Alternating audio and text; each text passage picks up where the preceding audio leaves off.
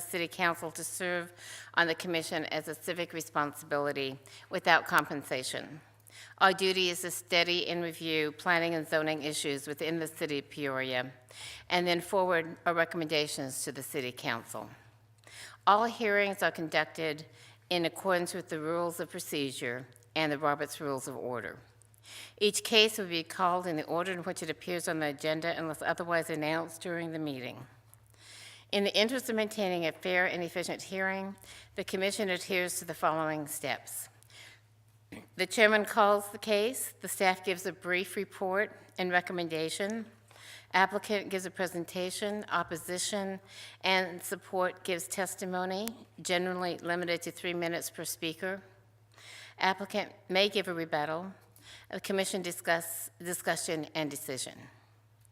Anyone who wishes to speak tonight must complete a speaker's request form and hand it to the planning assistant on my far left. Please be as brief as possible and do not repeat statements already made by others. Anyone wishing to protest the decisions of the Commission's public hearing items must request a second public hearing before the City Council. The request must be submitted in writing to the Planning and Zoning and to the Planning and Community Development Department within 10 days after the Commission's hearing.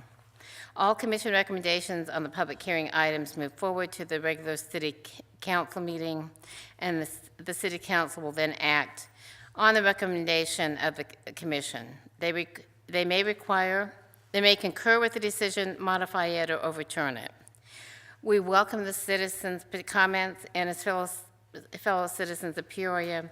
We thank you in advance for your participation. I will now do the roll call. Okay.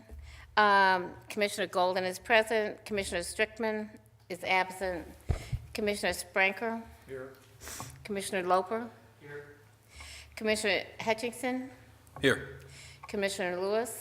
Here. Commissioner Nelson. Here. And Commissioner Lutsky is absent. Okay, thank you. So this is the final call for speakers' request form if anyone would like to speak tonight. The next order of business is the consent agenda. All items listed with all items in the consent agenda are considered to be routine and have been previously reviewed by the Board of Commissions and will be acted on in one motion. There will be no separate discussion on these items unless a board or commission member so requests, in which event the items will be removed from the general order of business and be considered as normal sequence on the agenda. Tonight, on the consent agenda, there are 4 items. 1C, disposition of absences. All commissioners were present on the November 13th, 2014 meeting. 2C, minutes. Discussion and possible action to approve the minutes of the Planning and Zoning Commission meeting held on November 13th, 2014. 3C, public hearing, conditional use permit, hand and stone massage and facial spa. CU 14-0018, discussion and possible actions to consider a request for conditional use permit to allow a new massage establishment to be located in an existing commercial center suite at 7831 West Bell Road. 4C, public hearing, conditional use permit, APS Calderwood Substation Sprint Mobile Pole.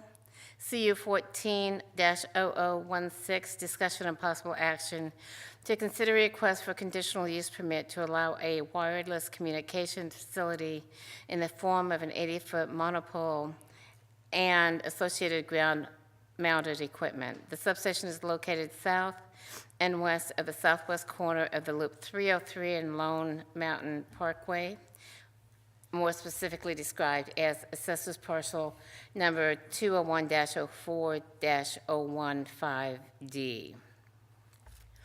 Do I have a motion? Madam Chair, Commissioner Lewis? I move for approval of the consent agenda as presented. Thank you. Could I have a second? Second. Thank you. Commissioners, would you please vote?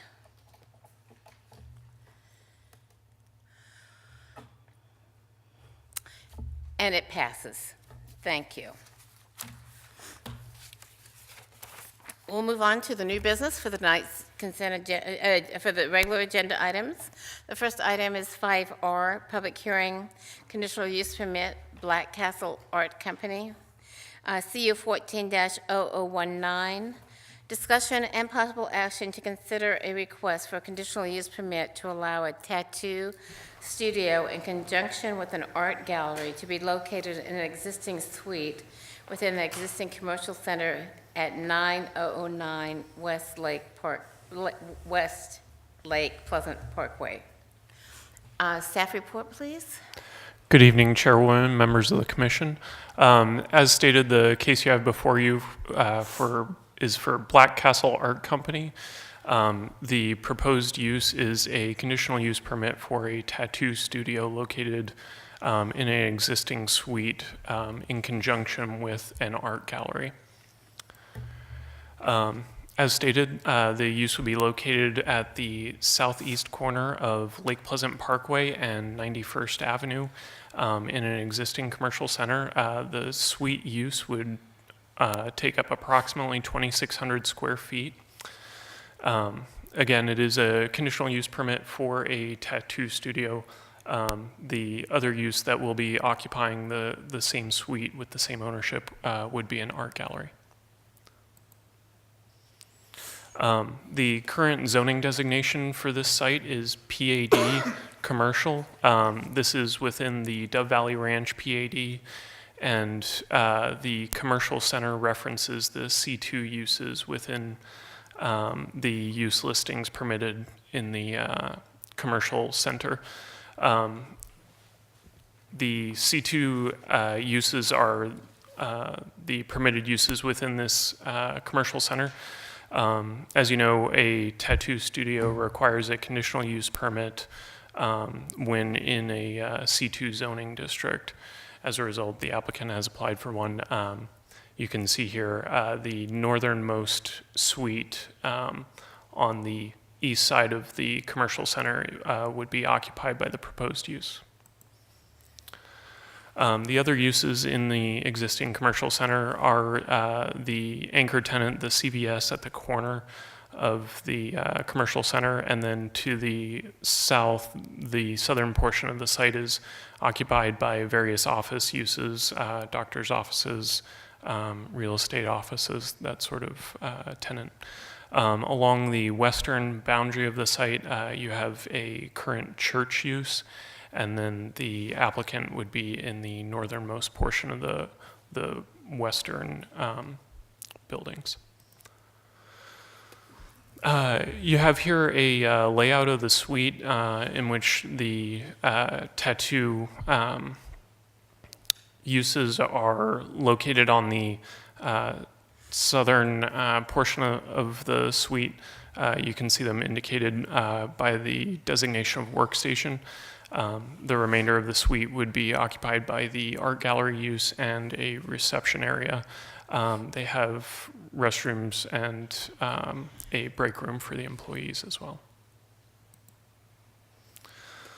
The proposed use would have hours of operation from 10 a.m. to 7 p.m. Tuesday through Saturday. They are proposing to be closed Monday through Sunday. The tattoo services the applicant has identified would be by appointment only. All hazardous material in conjunction with the tattoo use would be picked up and disposed of by a licensed hazmat company. And in regards to the art gallery that would be in conjunction with this use, they would hold art shows and painting workshops, during which time the workstations for the tattoo would be placed away in a storage area in order to allow for maximum use of the site for the art gallery use. As stated, the use would be located in a PAD that refers to C2 for the permitted use listings. In C2, tattoo studios are a permitted conditional use, which does require a conditional use permit, the purpose of which would be to allow the city to attempt to mitigate any concerns or potential impacts on the surrounding area. In addition, personal service establishments such as this are required to have a distance spacing of 1,000 feet in a C2 use. So they would have to be 1,000 feet away from any other similar uses such as tattoo studios, in addition to retail liquor stores, plasma centers, items of that nature. In staff's analysis of the application, the use would be located entirely within an existing commercial building. The hours of operation are limited in scope and do not exceed those of a typical commercial activity within an existing center. And the applicant has provided a list of businesses within 1,000 feet, identifying that there are no other personal service establishments within the required radius. Staff has received opposition in regards to this case. The opposition was submitted after the city sent out notice of application postcards to surrounding property owners within 600 feet. The opposition consisted of 2 phone calls and 3 emails. The nature of the opposition was in regards to the nearby property owners' perception of the clientele that would be attending the business establishment, as well as their perceived impact on property values and concerns regarding the compatibility with adjacent neighborhoods. With respect to the concern of the clientele, this is a concern that does not have any supporting information and is not something within the city's purview to regulate within the conditional use permit. With respect to the perceived impacts on property values, this is a concern that does not have any supporting data to demonstrate its validity, and without any factual basis, there's no mitigating criteria that the city can implement as a result. With respect to the concerns regarding the compatibility with adjacent neighborhoods, as I said, this use would be located completely within the existing commercial building, and as a result would not have a measurable impact on any surrounding neighborhoods outside of what you would find in a typical commercial center. The notification that was provided as a result of the application went out to property owners within a 600-foot radius. As I stated, opposition was received as a result of that notification, and the applicant was required to conduct a neighborhood meeting in which they had to send out notification to property owners within 600 feet and notify HOAs within a 1-mile radius. The neighborhood meeting was held on December 15th, 2014 at the Sunrise Library. There were 2 neighborhood residents in attendance at that meeting. As a result of the meeting, the applicant provided a citizen participation report in which they identified that no protest or opposition was noted during this meeting. The comments that were received as a result of the application, as I said, are 3 emails and 2 phone calls from nearby residents. 2 of the 3 emails were from individuals that provided protest over the phone. So there were 2 of the same individuals provided phone protest as well as email protest. And then 2 of those emails were from the same household.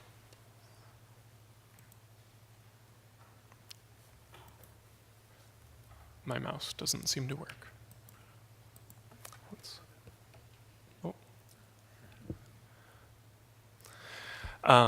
As a result of the analysis, staff finds that the request is compatible and consistent with the surrounding context and uses in the vicinity of the project.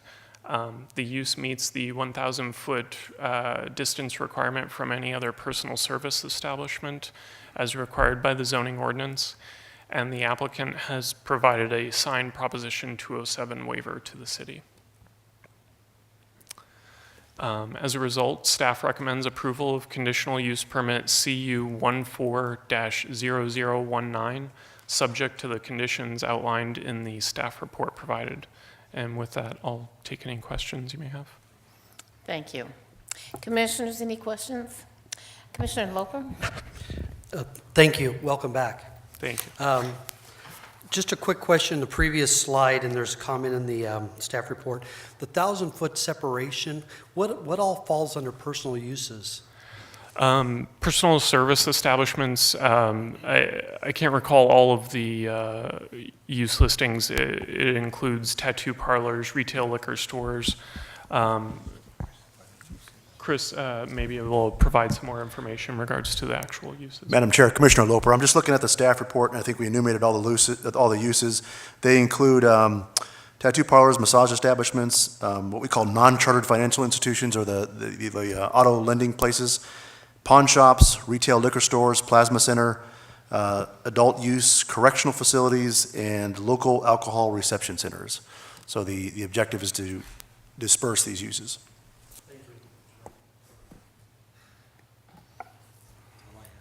Thank you. Any other questions? Commissioner Nelson? Thank you, Madam Chair. Just a quick question, Mr. Gleason. The two residents who attended in person the public hearing, were they the same ones who had emailed or called? Or were they different? They were not, no. They were not. So nobody who called or emailed in protest came to the public hearing That is correct. to get more information? Okay, thank you.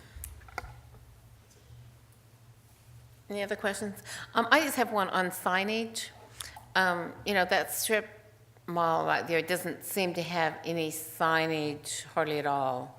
Are they going to be limited to whatever is the standard within that development? They would be permitted to have the signage that's identified within the PAD. There is a multi-tenant freestanding monument sign located along Lake Pleasant Parkway for the uses within that center, and then they would be also permitted any building signage in accordance with the PAD. Okay, thank you. Any other questions? Thank you. I'd like to open the public hearing. And would the, I just drew a blank. What? Oh, pardon me, thank you. Would the applicant like to speak? Is the applicant here? Yes. Would you like to come forward and speak? Thank you.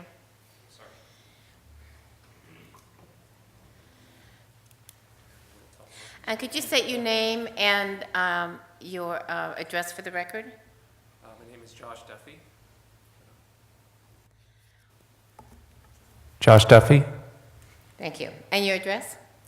My address, my home address, 9433 West Saddlehorn Road. Thank you. Do you have any comments for the commission? I'm not really sure. Should I just explain my disposition here? Yes. Well, my name's Josh. I'm an artist. Come from a long line of artists, and I moved out here to get away from Los Angeles because I was born and raised out there, and we were looking for a calm place to raise our family. And we looked at Peoria, and it was nice and beautiful, clean, and quiet, and that's what we were looking for. And that's why we moved here and decided to open our business. I kind of want to bring salvation back to the word tattoo, and kind of separate us from the usual tattoo parlor. And that's basically what I'm here to do. Okay. I think it's sort of an interesting concept that you're thinking about an art gallery and a tattoo parlor in the same setting. Is this something you've tried before? I'm an artist. I've been an artist my entire life, and that's all I know. Tattooing is one of the things I do. And I try to dive into every aspect of art to better myself as an artist, because it's not about tattooing. But with tattooing, I've been doing that 10 years now, and I've been able to support my family, make a living, and travel the world. And I've gained quite a reputation, and now I'm considered a world-renowned artist.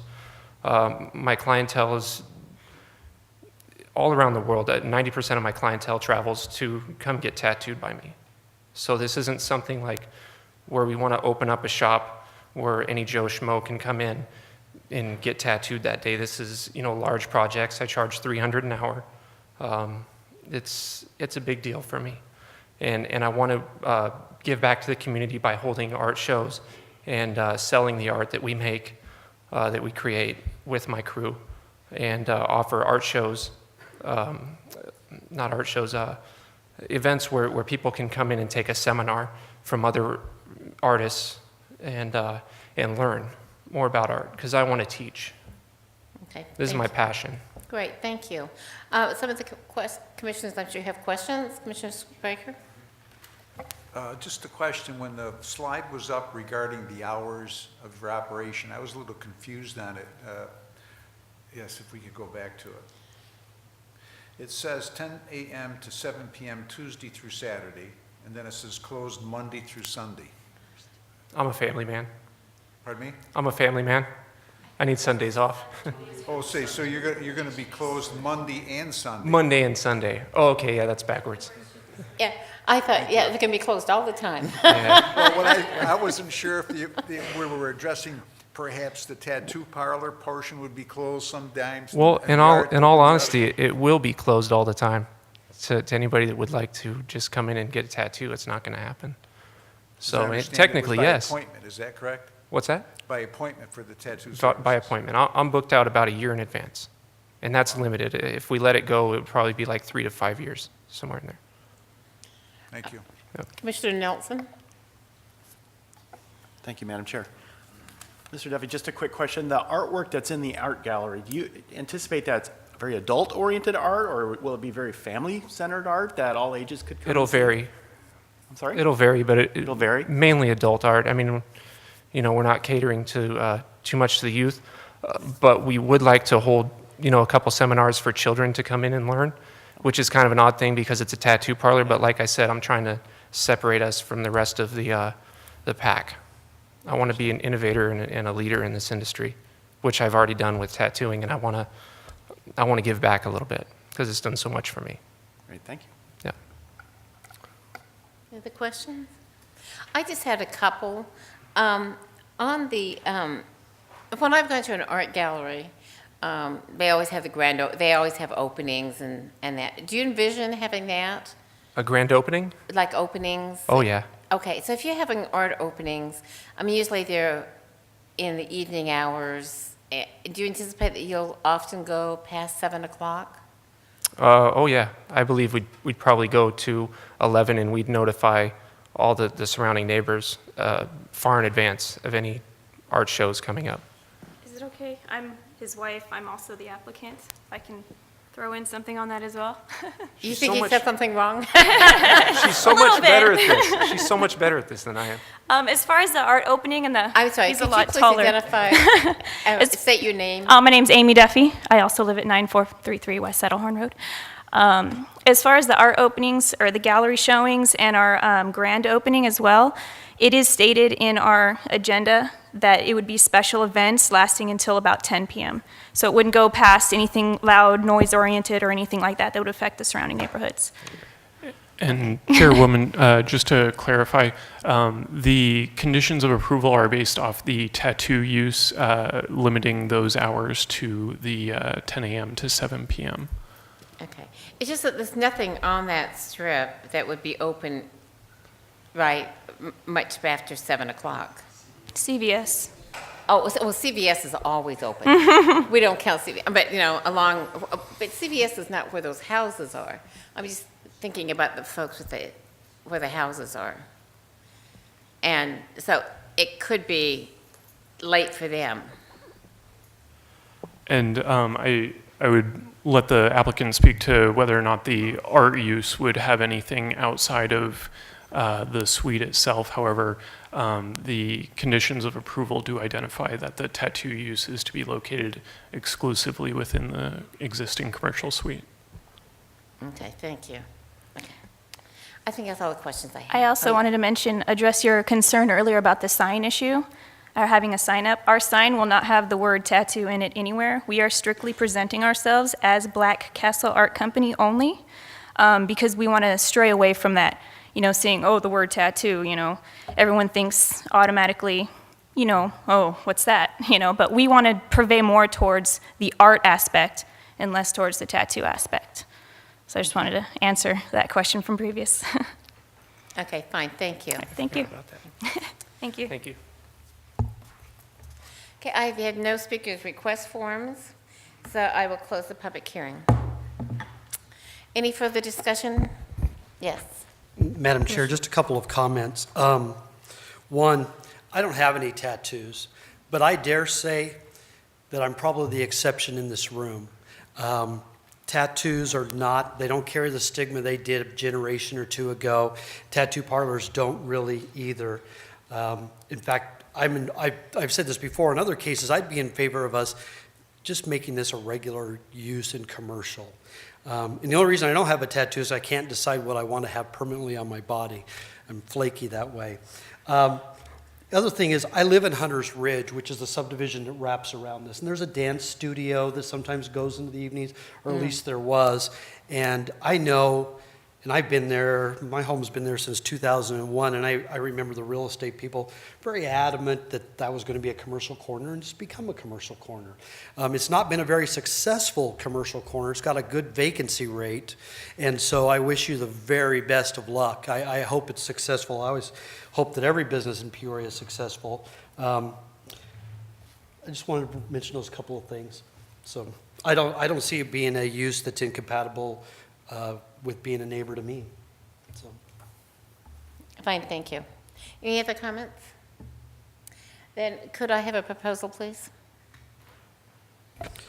Madam Chair, Yes. I would move that we approve CU 14-0019, subject to the stipulations outlined in the staff report. Thank you. Could I have a second? Second it. Thank you. Would the commissioners please vote?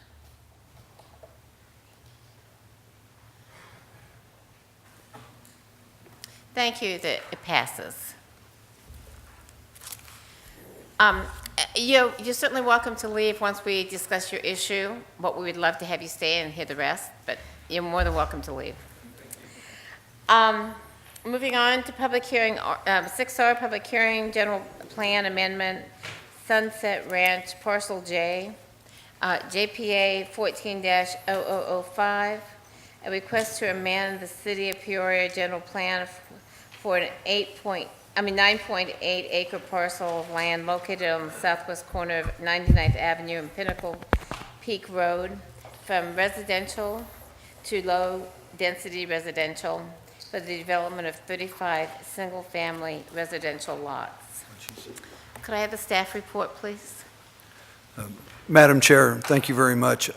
Associated with this case is also a rezone from general agricultural to planned area development. If it would please the commission, I'll make one presentation for both cases and we'll take separate actions at the end. That's fine. Thank you. My pleasure, ma'am. As you stated, this is a request by Bowman Consulting to amend the City of Peoria general plan and rezone a 9.8 parcel of land on the southwest corner of 99th Avenue and Pinnacle Peak Road from from estate residential to low-density residential, and rezone the property from general agricultural to planned area development, allowing for the development of 28 single-family homes. I'm a slide ahead there. Just from a contextual state, this would be 99th Avenue right here, Lake Pleasant Boulevard. I would just point out that this is the wealth management offices.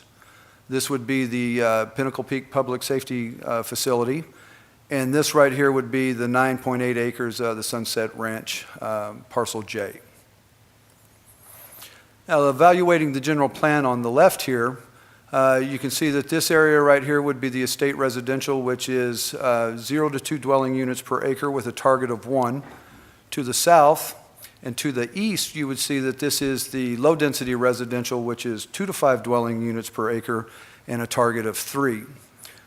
Moving to the right and evaluating the zoning map, as you can see here, Sunset Ranch is currently zoned general agricultural, with the remainder of Sunset Ranch to the south here, which contains a multitude of different zonings, with R110, R18, and the rest of it, the R18 standards. To the east, we have, to the west again, we have Lake Pleasant Parkway, SR35 zoning, and to the northwest and to the north, we have general commercial C2 zoning. Immediately to the west is the Meadows, and that is a planned community development. Now, in evaluating the general plan request, as I stated earlier, it currently has a land use designation of estate density, which is 0 to 2 dwelling units with a target of 1. They are requesting to amend this map and change it to a low-density residential 2 to 5 dwelling units with a target of 3. I would just note that the proposed parcel J, the way it is proposed, would come in right at about 2.95 dwelling units per acre. In evaluating the request, we took into consideration the proximity of Lake Pleasant Parkway to the east, along with the commercial office use to the southwest, as well as the commercial offices across the street to the west and immediately west and north of the proposed project. It is staff's opinion that this is an appropriate designation with the 2 to 5 dwelling units with a target of 3, and does provide for a somewhat of a seamless transition area between the parkway, the commercial parcels, and the larger 1-acre parcels, county parcels to the north and to the east.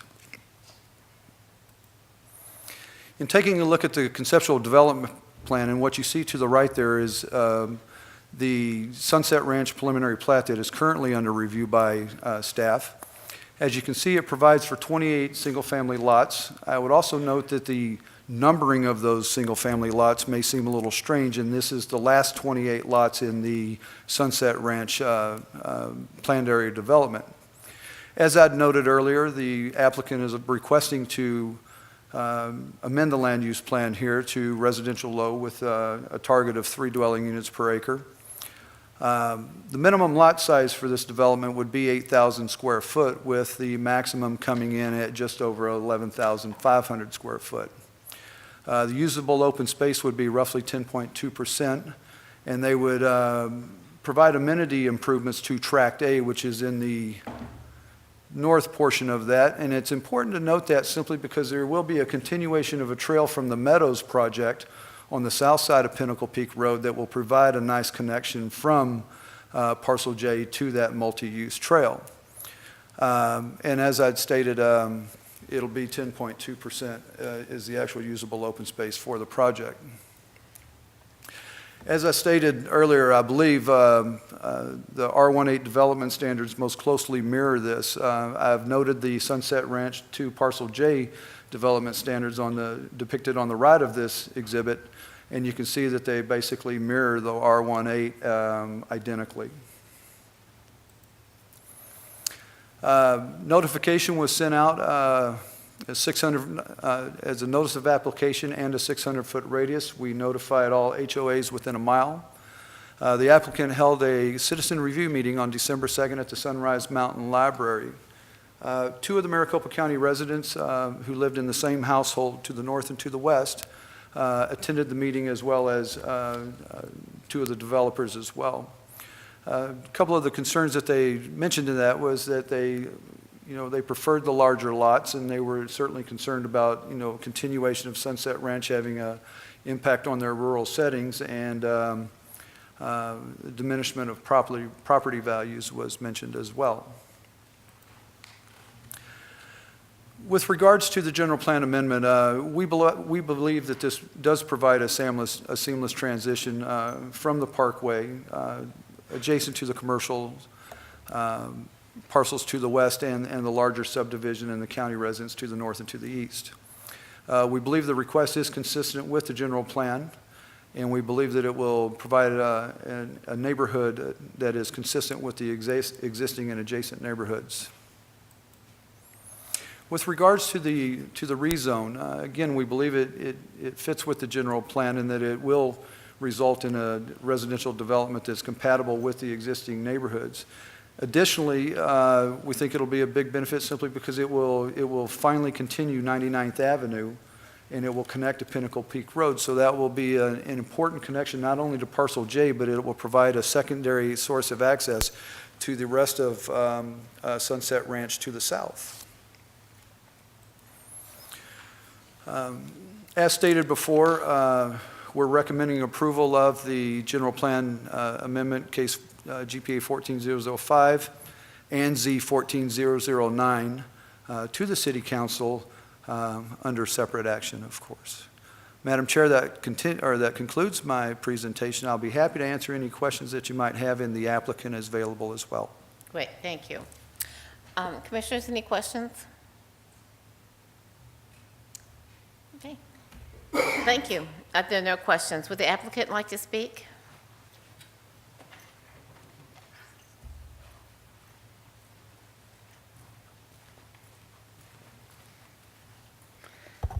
Good evening. Thank you so much for having me. My name is Shelby Duplessis with Bowman Consulting.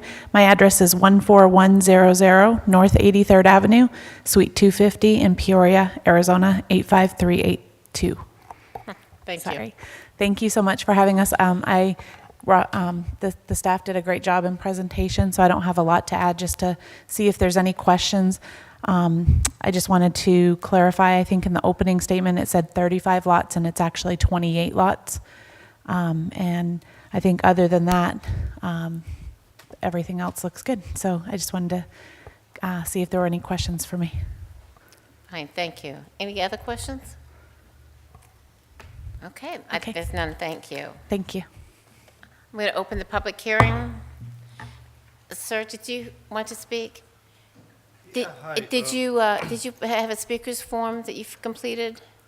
No, this is I'm a resident.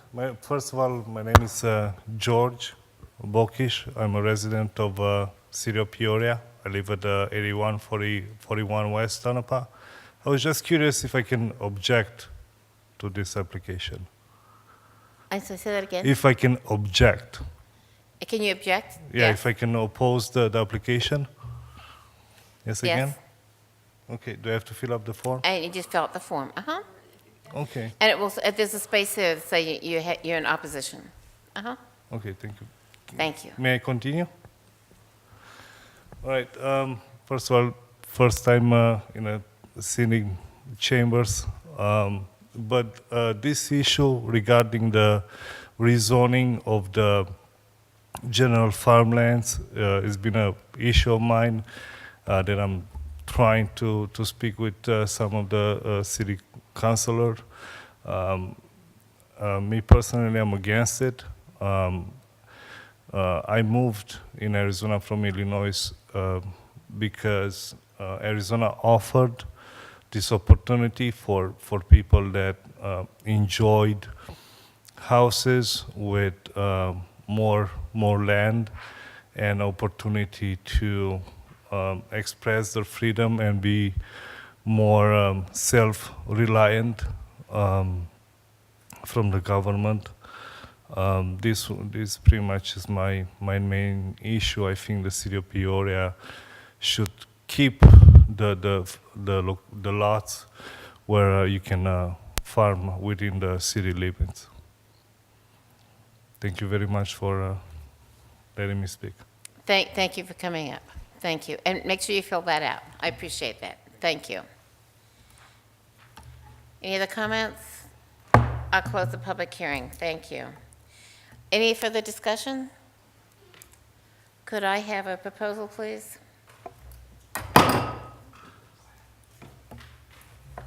Madam Chair, Commissioner Lewis? I move that we send a favorable recommendation to the City Council to approve case GPA 14-005. Thank you. I'll second that And motion. thank you. We have a second. Would you please vote?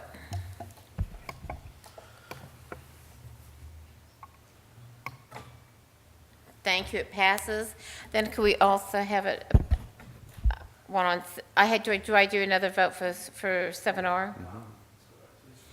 Or will that take care of both? No, we need to do a second. That's what I thought. So now I need a proposal on Z 14-0009. Ma- Yes. I recommend that we send a favorable move that we send a favorable recommendation to the City Council on case Z14-0009. Thank you, and could I have a second? Thank you. Gentlemen, will you please vote?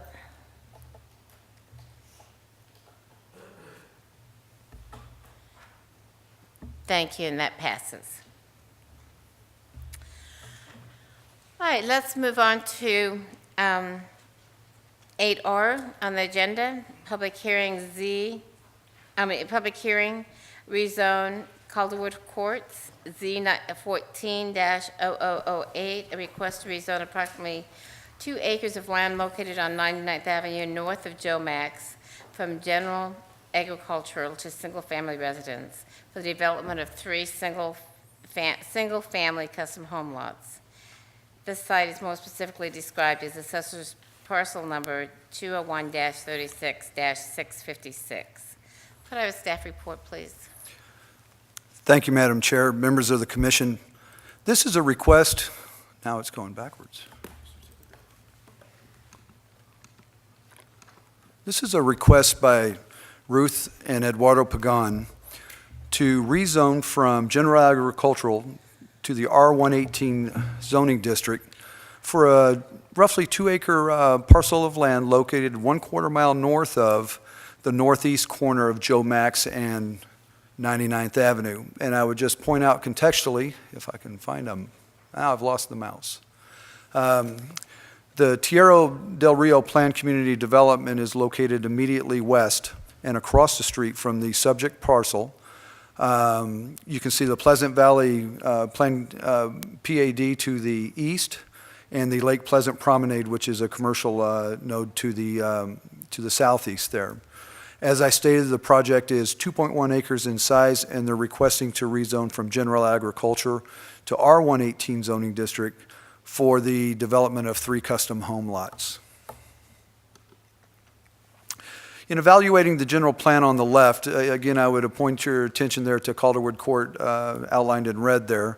The entire area for this development is the land use is residential low, which is a 2 to 5 dwelling units per acre and with a target of 3.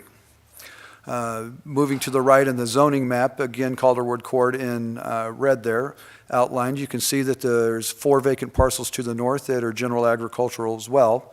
The Tierra del Rio planned area development, as well as the Pleasant Valley PAD and the Lake Pleasant Promenade, which is a commercial PAD to the south and to the east. There are actually 2 conceptual development plans with this, and I'll get into that in just a moment. But as I'd stated, there's 3 custom single-family lots that are proposed in this.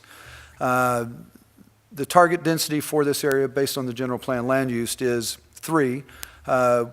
At 1.4 dwelling units per acre, it's considerably less than that. The minimum lot size with this zoning district is 18,000 square foot minimum, but as you can see, the average lot size on this is going to be right around 31.5, with the smallest lot being just under 30,000. Just wanted to make note of the usable open space, that it's really not applicable because this is not a subdivision. It doesn't qualify as one. However, you know, the 5% open space is still required, but there's one very important part about this, in that because they're not a subdivision, they will be required to have on-site retention, which means that they have to retain on each individual site the 100-year 2-hour event. Just based on those retention requirements alone, the open space on this will well exceed the 5%. As I'd stated, and I'm going to have to do this without a mouse to point, but there are 2 conceptual development plans that have been approved by planning and engineering as well. The staff report states that they will all be served by one individual entrance off of 99th Avenue, and that's what you see in Plan A here. Okay, one entrance coming off 99th Avenue that serves all 3 custom home lots. However, there is another plan. To the north there, you see another entrance coming off there. That is an existing curb cut that is already in with an access easement to the 4 vacant lots to the south. Now, the applicant is in the process of trying to obtain legal access through that easement to the 2 lots to the north here. Engineering has no issue with that, planning has no issue with that. In fact, we supported it. What we came up with Plan B was, just in case the applicant is not able to gain legal access from that entry point. And more specifically, there's a 1-foot non-vehicular access easement along the southern portion of that easement that they're in the process of trying to have abandoned, but have not been able to legally do so yet, based on some of the other issues with the other parcels. So it basically is Plan A and Plan B for this. Doesn't change the shape of the lots, doesn't change the size of the lots, doesn't change the zoning requirements of the lot, but provides additional access to it. As I stated earlier, the R118 development standards will govern these 3 lots. You'll see those standards depicted on the left or in the center of this chart. To the right are the Calderwood Court. Basically, they will mirror it, but I would also state that in addition to the minimum lot average being considerably, 10,000 square foot larger, the lot widths, the lot depths, and the areas will be significantly larger as well. So you're going to end up with larger setbacks from the neighborhood residences to the east. And there should be no potential impacts on those neighborhoods. Notice of the application was sent out on a 600-foot radius, and we also had a neighborhood meeting held on December 2nd. Notice of the hearing was sent out, as well as HOAs notified in a 1-mile radius. The meeting was held at the LDS Church located on West Joe Max Road, where 2 residents and a realtor attended the meeting. There was a lot of talk about the lot sizes and the view impacts, but there was no opposition voiced in the meeting at all. Key findings of this, the request is clearly consistent, although a little bit lower than what the general plan is stated as its target of 3. The rezoning request will result in a residential development that is compatible with the existing adjacent neighborhoods, even though the lots are slightly larger.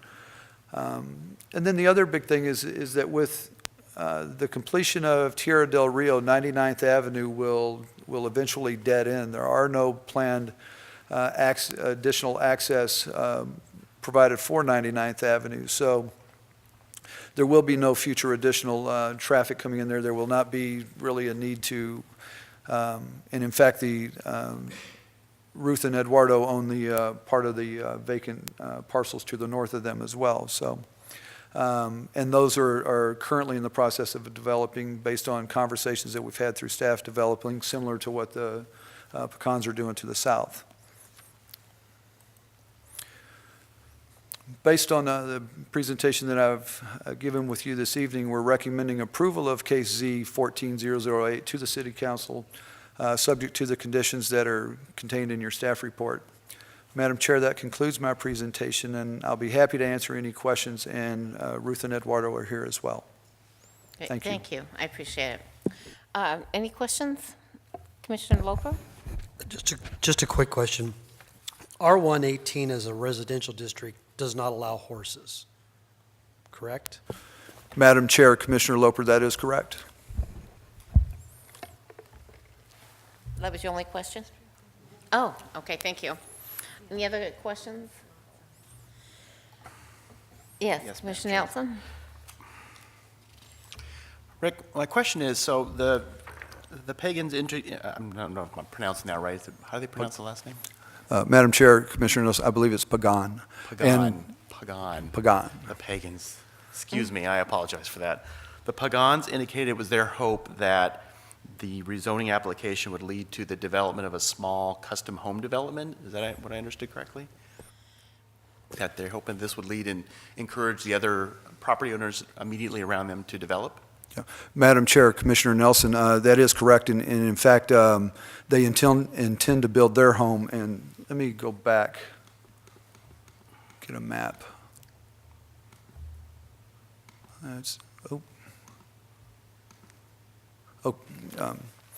You see the 2 agricultural lots immediately north of, they own the one to the right. We've already been in conversation with the realtor that was at the meeting as representing the folks that are trying to purchase the 2 acres immediately to the east, and that's what they would like to do as well. So it's already kind of started to have a trickle effect on that, and that is the, the desire to create a 6-acre, custom home little subdivision that's not a subdivision. Yeah. So, Mr. White, so what considerations should we be making as a commission if we're to assume that this parcel could become part of a larger development? I mean, there are some things we should be considering regarding easements or access or sidewalks, or should we really be treating this as a standalone request and that will be figured out later in the plat process or whatever that comes next? Madam Chair, Commissioner Nelson, it is consistent with the request. Now, had they come in and wanted to subdivide this into smaller lots and say go with R110 zoning and divide it into 10, then that would have created the need to treat this as a subdivision.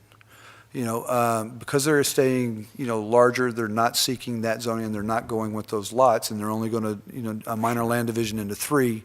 It does provide some flexibility, so to speak, as to, what those subdivision standards would require with regards to separate retention, sidewalks, roadway improvements, open space, all of that.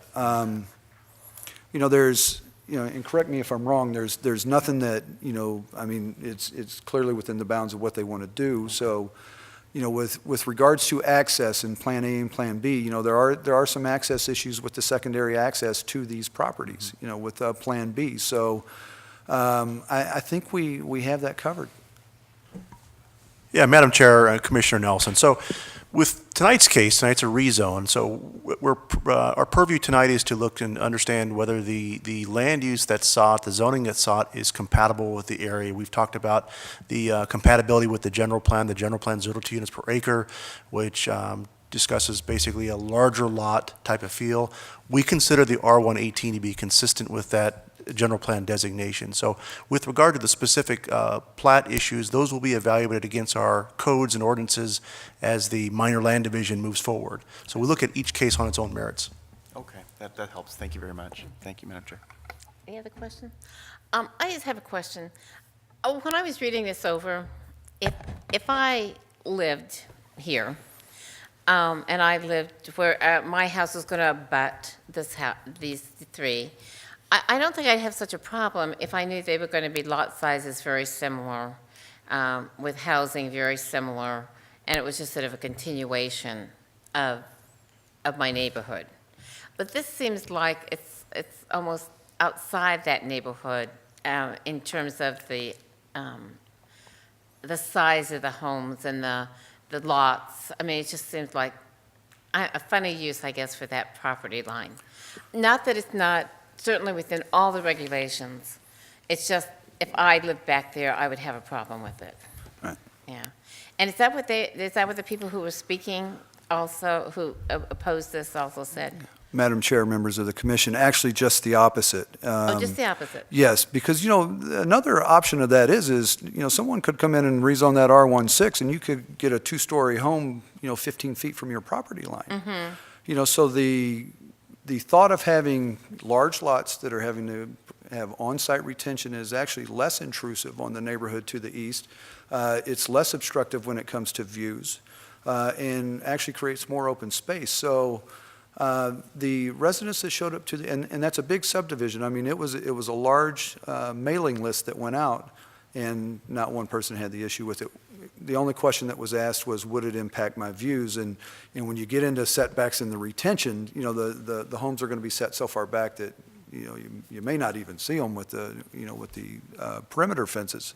I certainly understand where you're coming from on that, but those were certainly not the views that were expressed at the citizen review meeting. Okay. Thank you. Thank My you. pleasure. Any other comments?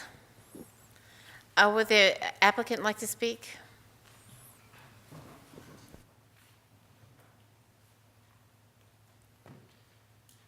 Hi, my name is Eduardo Pagan. I live at 20450 North 93rd Drive in Peoria. I'm here with my wife, Ruth. I think the staff has represented our petition very well. The only clarification that I would make is that we go back and forth as to whether we're going to build on the half-acre lot or on the acre lot that we own also just to the north. It all depends on whether my wife thinks I can handle an acre or not in terms of the maintenance. But that's about it, and I'm happy to answer any questions you might have. Thank you. Are there any questions? Thank you, I appreciate it. Thank you. Let me open the public hearing. Oh, I'm sorry. My name's Ruth Are you Pagan. speaking as public or are you speaking as the applicant? Applicant. Okay, thank you. You know, as you drive up 99th Avenue, Ruth Pagan, my address is 20450 North 93rd Drive in Peoria.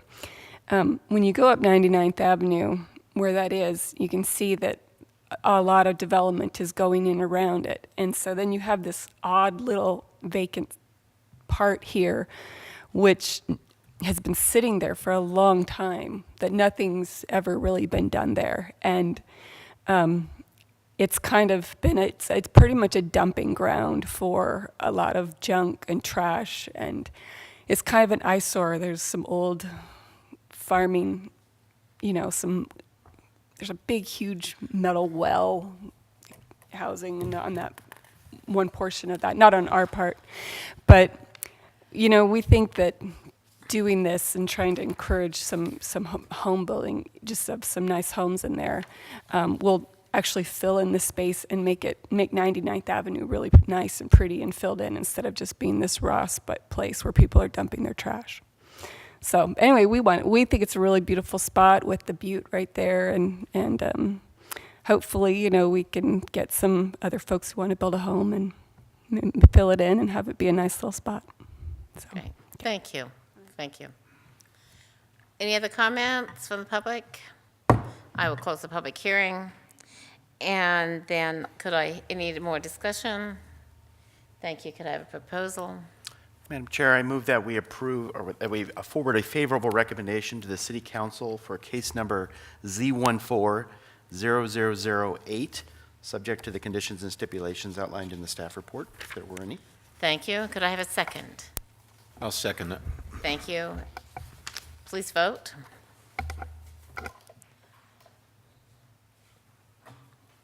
Thank you. That passes. Okay, let's move on then. We are R9, Sonoran Preservation Program, and the staff will present a final draft Sonoran plan, a preservation program, I'm sorry. The goal of the program is to identify areas that merit special consideration and then attempt to strategically assemble them over time through acquisition, conservation, partnerships, and development cases into a meaningful network of connected open spaces for a variety of users. Could I have the staff report, please? Good evening, Madam Chair and Commission members. I'm pleased to be in front of you tonight. This is the third time we've actually talked to you about the program. If you recall, we actually came to you twice last year, early last year, talking about the development of the program. And then in November, Jeff Sargent, before he retired, actually talked about, and Jeff's been very instrumental in developing the program, talked about some of the specifics and how we came to the conclusion, some of the focus areas. What I'd like to talk to you about tonight is passing along a favorable recommendation for the master plan off to the City Council. Again, this is not a regulatory document, so you're not passing any text amendments, and I'll get into that a little bit more in the presentation. But we're asking you to provide a favorable recommendation. We've actually received a similar recommendation from the city's Park and Recreational Board, and we're actually going to be going back to our Historic Preservation Board also. With that, let me start, and I'm going to cover some of the information that we presented back in the previous two presentations. I'm going to try and cover it quickly so I can really get to the recommendations, which I think will affect future actions in front of this commission, and that's really what we're trying to see if you agree with as we move forward. Open space and natural environment preservation is not new to the city. This slide points out some of the policy guidance that we currently have. We have city council goals, we have general plan goals, and we actually have current development regulations, hillside development overlay and the desert lands conservation ordinance, which prescribe ways of protecting the natural environment. So again, this is not new. We're not, and the master plan is not proposing new regulations. We're proposing sort of an action plan of moving forward with some steps. And we're going to get into some of the details of some of the recommendations we'd like to, we've heard from commission members last time we presented, and we've refined those a little bit further.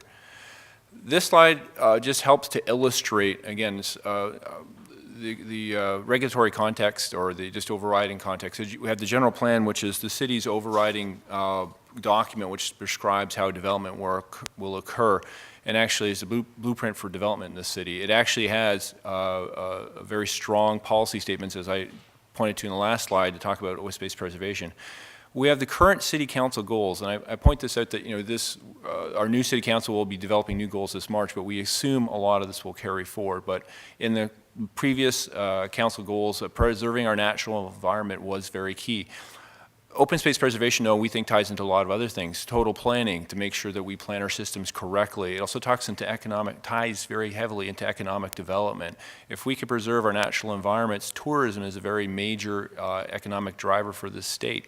So we can create a Peoria that actually, a vision of Peoria that brings tourism here to see our natural environment, as well as the city has an economic development implementation strategy, which is trying to recruit employment opportunities. Well, we understand employers want to be in areas that actually do things like preserve natural environments. So again, they're not mutually exclusive, they're interconnected.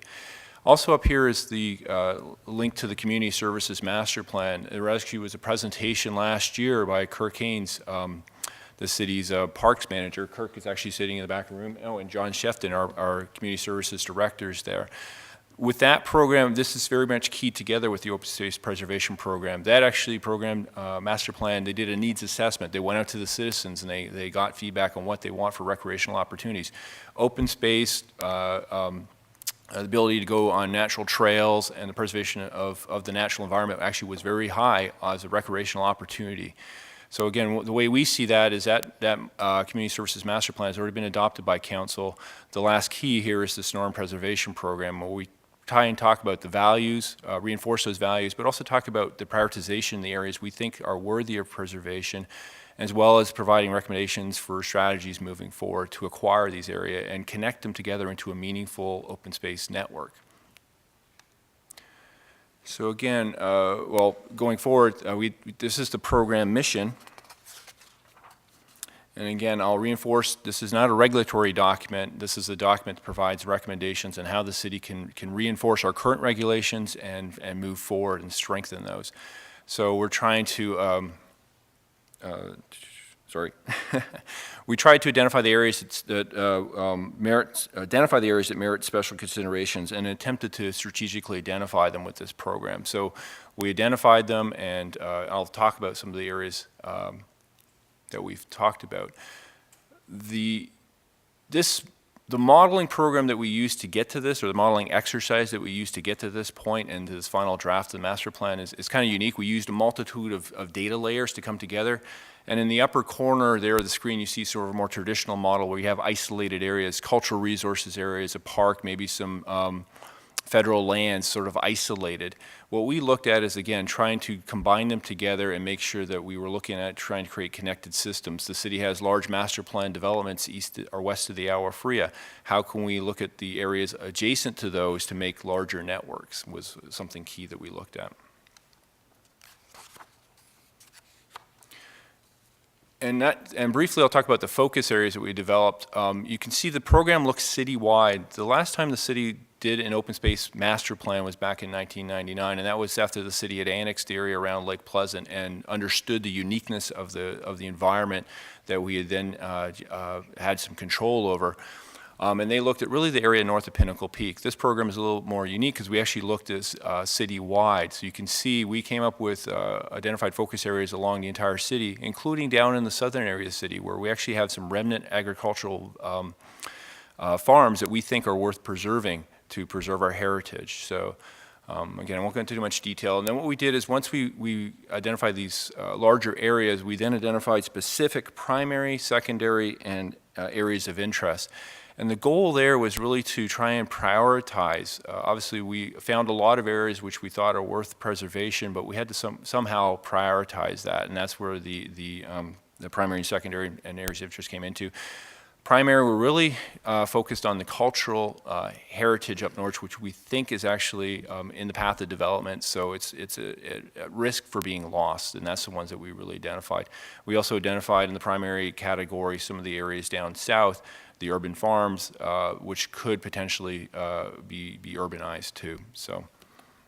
And the secondary areas were just areas that, again, we found were significant, but we felt had less development pressure. And then the areas of interest were parcels that we found something interesting, it warrants more study. It would be nice to incorporate them in an overall program, but it's more later in an acquisition program or again, requires more study to determine how it would interconnect with the rest of the systems. So now let me get into the recommendations.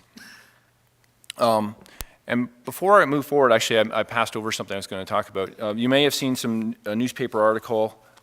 Again, our program, we're thinking we're trying to link it together. The title here, Development versus Open Space, actually came through the Republic.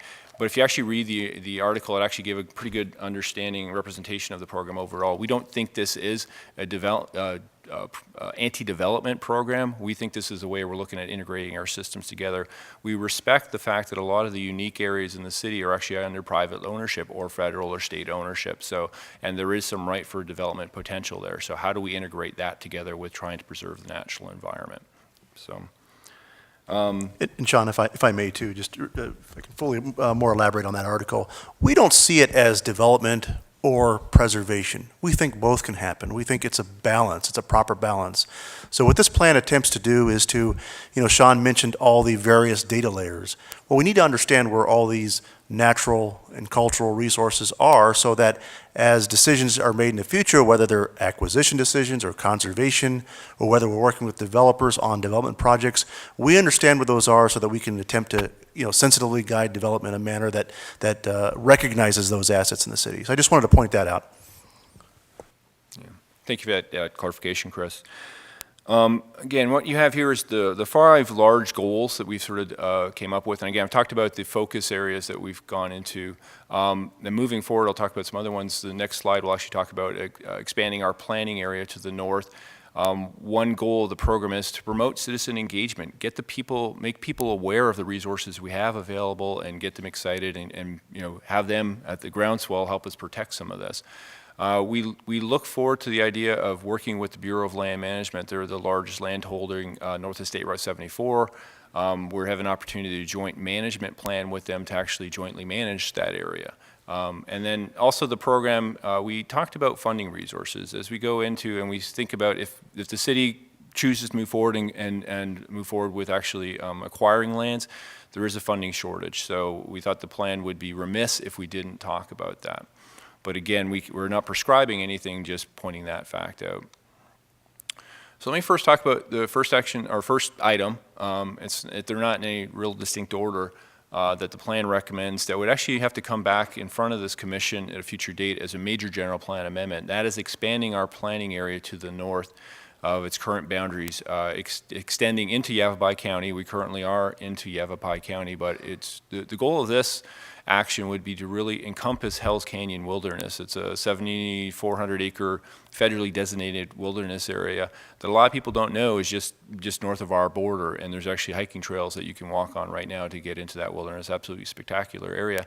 But we fear that because it's on the southern end of Yavapai County, it's sort of out of their area that they're thinking about a lot. And there's actually some significant cultural resources like Catchell Hot Springs Resort that falls within that area. So our goal here would be to, again, expand the planning area to the north through a general plan amendment that would give us a seat at the table if any development was to happen up there.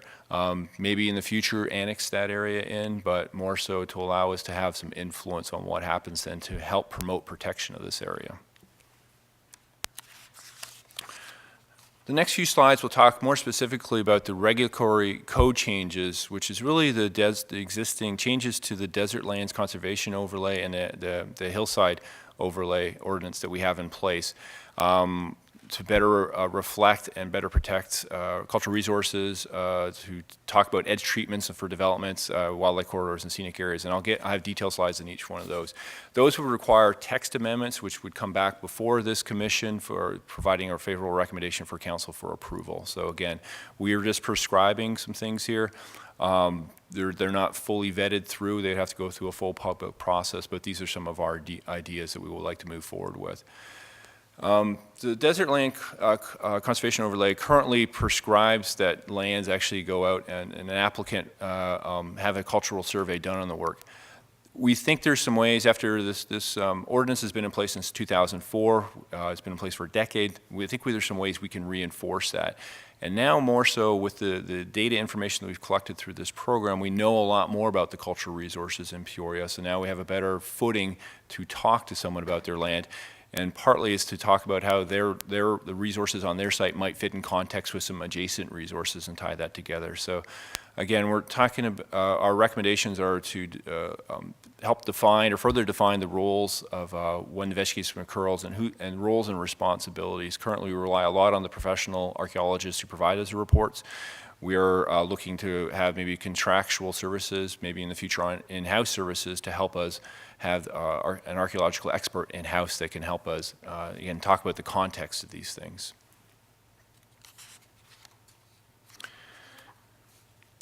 The next item is actually in regards to edge treatments. The current Desert Lands Conservation Overlay Ordinance actually does have some prescriptions for how to treat edge treatments against, for developments that ride against public natural open space. What you're seeing up here is actually some graphics that come out of some exhibits that the City of Phoenix put together, because they're actually very good. But in some cases, we already have those prescriptions, but we're talking about trying to further enhance those. And again, the goal is to maybe try to provide broader guidance for clustering of development and to really make sure that development doesn't cut off the natural open spaces. Again, we do already have some prescriptions. We're talking about further refining them further. We're also talking about maybe looking at allowing for more density transfers within developments to stay away, not just from the hillside areas, but away from sensitive areas, sensitive wildlife corridors, sensitive cultural resources. So again, it's just a revision of that section that currently exists in ordinance. We're also talking a little bit about revising the definitions and how we deal with washes, which are become largely or act as wildlife corridors, and trying to better define washes. Again, trying to interconnect these things together for a wildlife standpoint means that you're not creating little sky islands where you're having to force the native wildlife to go through a development to come down from where, you know, the protected areas to where they want to hunt. So that's part of it. But also we're trying to look at the definitions. If you look through the definitions of how we define the washes in the ordinance, it's a little confusing. We have a major wash, which is greater than 500 CFS, a primary wash, which is 20 to 500 CFS, and secondary washes, which is less than 20 CFS. So a 20 CFS wash, cubic feet per second wash, is not that significant. So is that a good standard? We're looking to try, the prescription is to try and protect the primary washes. Well, is that a good standard? The more standard in the valley is 50 CFS, is the washes that other jurisdictions are trying to protect. And the other thing that we prescribe is for the major washes, which is the washes over 500 cubic feet per second, which is a fairly significant wash, we prescribe a setback requirement for largely for wildlife corridor passage. It's 20-foot buffer on top of the high lines. We do not prescribe that for the primary washes. So again, to allow for better wildlife connectivity, we might want to prescribe something inside of that ordinance. So again, we have some thoughts about how to further refine those regulations.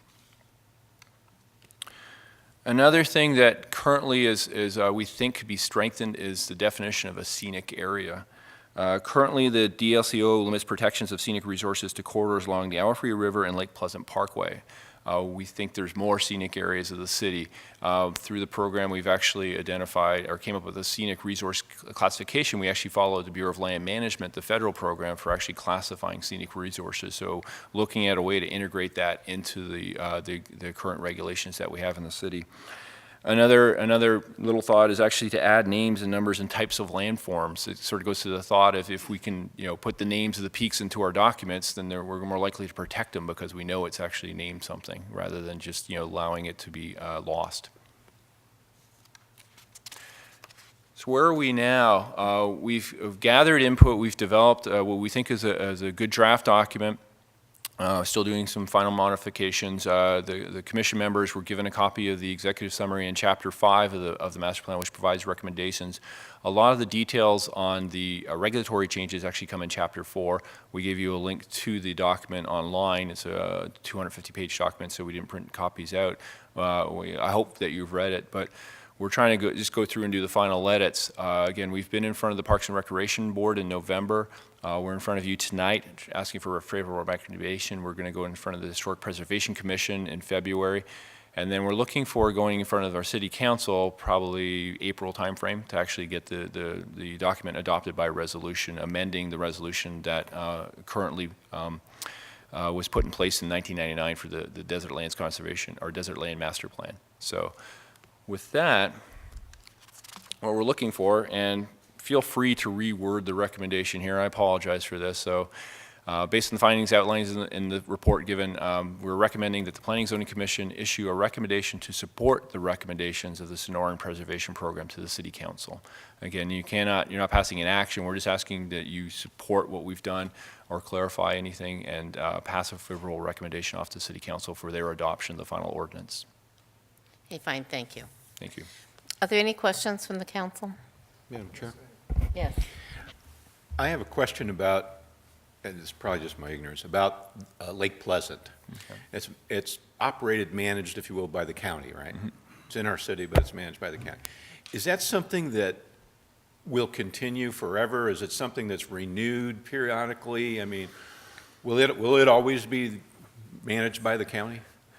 I believe the underlying landowner of a large portion of the land is Bureau of Reclamation. When they raised Lake Pleasant to its present height back in when they started, they constructed the new Waddell Dam.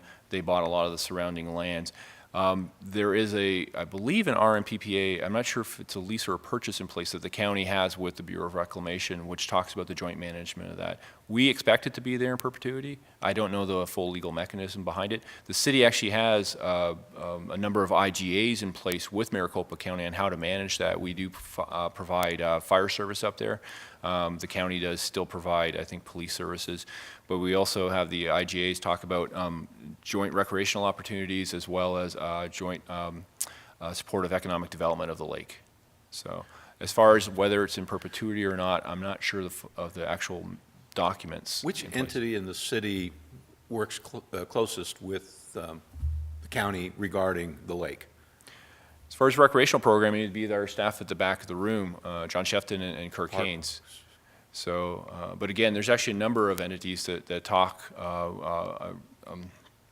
Our economic development director, Scott White, in regards to anything economic development-wise at the lake. So there's very consistent conversations with the county about the lake. And we get cooperation. The only reason I'm bringing this up is it's such a huge part of this whole thing that we're talking about here. And, I've never really heard much about the type of cooperation, how that works, and until you just mentioned it now, that we have the IGAs in place with them and all that. But I'm just wondering, how much teeth, how much, bite do we have to this thing? Should we have an issue about something regarding this plan? And if we ran into an opposition with the county and their mission about the park and that is in opposition to ours. Yeah, we've actually talked to Maricopa County. They've been involved. We actually had them on some of our committees, agency reviews of the document. We got to get the final document out to them, but we actually had several meetings with them. We've actually been up to the park, met the staff up there. R.J. Carden, who's the Maricopa County Parks Director, has actually moved his office up to the lake. So, obviously we see Maricopa, the Lake Pleasant Regional Park as a jewel we want to protect. And if you look at the program itself, we look at the areas adjacent to that, which we think are more threatened. The BLM land, which is on the largely on to the west Castle Hot Springs Road up in that area. But again, you can see the lake from almost every vantage point, and also the BLM and state land, which is on the east of the lake. And how do we protect that and allow for some development, but also try and protect that natural resource up there. Well, clearly, they're a strong partner in this whole proposal of what we're trying to do here. I was just curious. I'd never really heard much about that, and as long as they keep that partnership strong with us, I think that's a great thing. So thank you. Great work again. Really great work. Yes, Commissioner Sprinkler? Sean, the plan that's been presented here, correct me if I'm off here a little bit, but it primarily is addressing how the city sees what the preservation plan is for the city environs. You mentioned earlier in your presentation about, and one of the slide shows we're up against Yavapai County. How does the city's plan integrate with what they may do, or what may be done on state or BLM land or private land that is not currently in the city's boundaries? Because I don't see where the plan is just going to go to the boundary and stop. That's it, because the trails don't go any further. I'm sure that they do. I'm just curious how that is addressed. You know, if you look on, to answer your question about Yavapai County, if you look at their land plan for that area, again, they keep it largely rural, limited development. We need to do more definition with them up there. But, in speaking with Yavapai County, they're aware of, they're aware of some of the resources up there, like Castle Hot Springs, but it's not on their radar screen. So our thought is that we might provide better local protection since we're closer to them. We were engaged with discussions with Yavapai County actually a few years ago. The Bureau of Reclamation was doing a project with Bureau of Land Management and Maricopa County Parks to look at how to better manage the north end of the lake. And City of Peoria was there as well as Yavapai County. So there's some joint planning up there. We've actually, early in the program, talked to the City of Phoenix, who is we border along our eastern edge of the area. And we'll go back and talk to them some more. Again, they have largely that area defined as open space. But a lot of it is state land, owned by the State Land Department, which is their role is to sell the land to the highest value to benefit the state trust. So there's some issues there because by state statutes, there's an underlying development potential of that land. So we've actually worked on the relationship with State Land Department where maybe we can do some joint planning with them to actually look at clustering their entitlements down to more manageable areas that we can then protect larger swaths of their land if it does go to auction or if we're not successful in finding the funds to purchase their land. So it's a multi-phase program. We've talked about how we could interact with state agencies, with private land holdings, with federal agencies even. It's exciting the discussions we've had with the Bureau of Land Management with potentially coming up with some sort of recreational management memorandum of understanding. They normally won't work with the municipality. This would be unique. So we'd be leading edge, which they usually would go down to a state or a county level being a federal entity. But they're willing to talk to us. They understand the uniqueness, and they also understand their stretch for resources to help manage this area. So we can jointly do it together and protect this. Thank you. Other questions? I think what you're recommending is what makes the difference between an average city and a great city. And to me, the more you can preserve, the better off we are.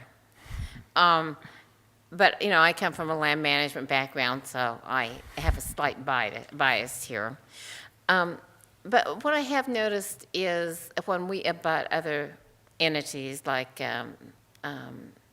different counties and federal land, things like that, you're very clear where the boundary is, but the user isn't. And so it really is imperative that we somehow make sure we partner with all the entities to make sure that we have a consistent policy that doesn't confuse the public.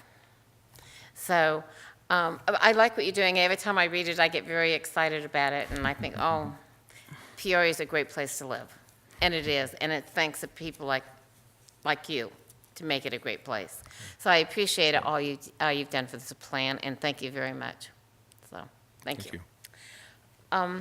Do I need to open a public hearing since we're taking a vote? Madam Chair, yes. Okay. I'll open the public hearing. Oh, yes, sir? Hi again, my name is George Bolkish again. I live at 41 West Tonopah Drive in Peoria. I'm a great supporter of the Arizona outdoor. I'm a great outdoor enthusiast.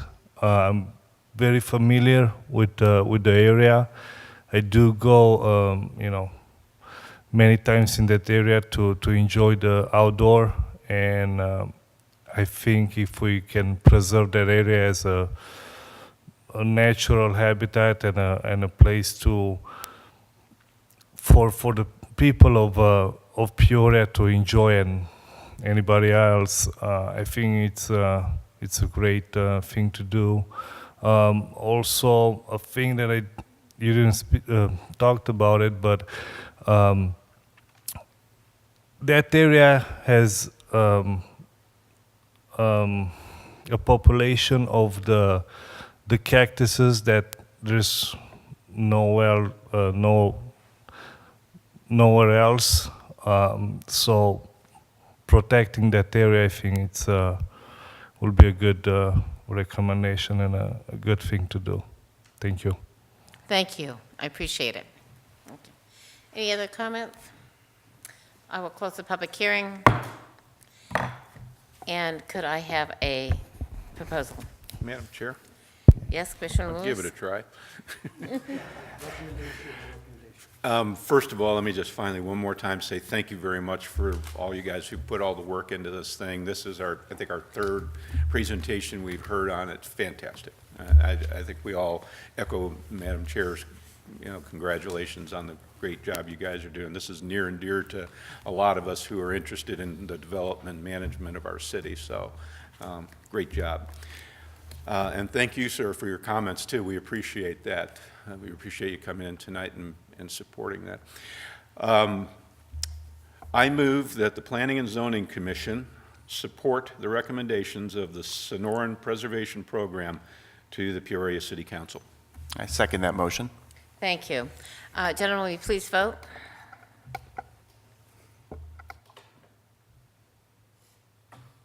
Congratulations, it passes unanimously. Thank you. Okay, the next item of business is a call to the public for any non-agenda items. So, does anyone have an item in the audience? Thank you. Then the following, we'll do reports from staff. Yes, Madam Chair, members of the commission. First off, I'd just like to say Happy New Year to everybody. Hope you had a nice holiday and looking forward to a new year.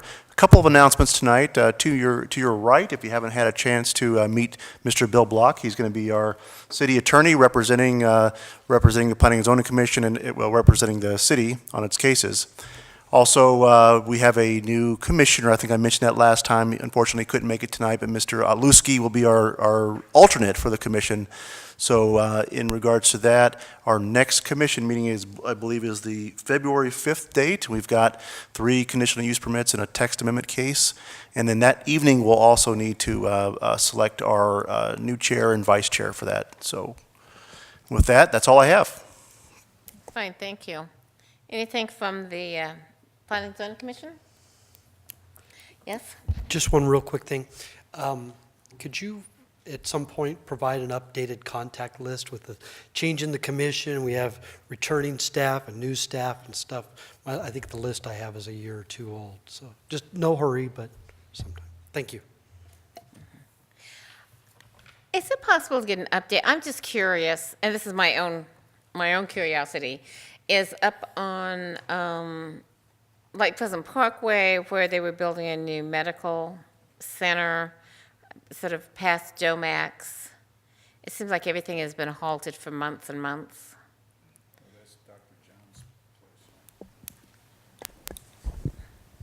Yeah, Madam Chair, that item basically, in a nutshell, I haven't been really much involved in that one, but that project is running into some funding issues. So I think the applicant is still trying to sort those out. So at the moment, it's stalled. Okay, thank you. So stalled but not stopped. As far as I'm aware. Okay. Yeah. Okay, I didn't mean to put you on the spot. I'm sorry. So, okay, fine, thank you. Any other things? Then I would like to adjourn the meeting. Thank you.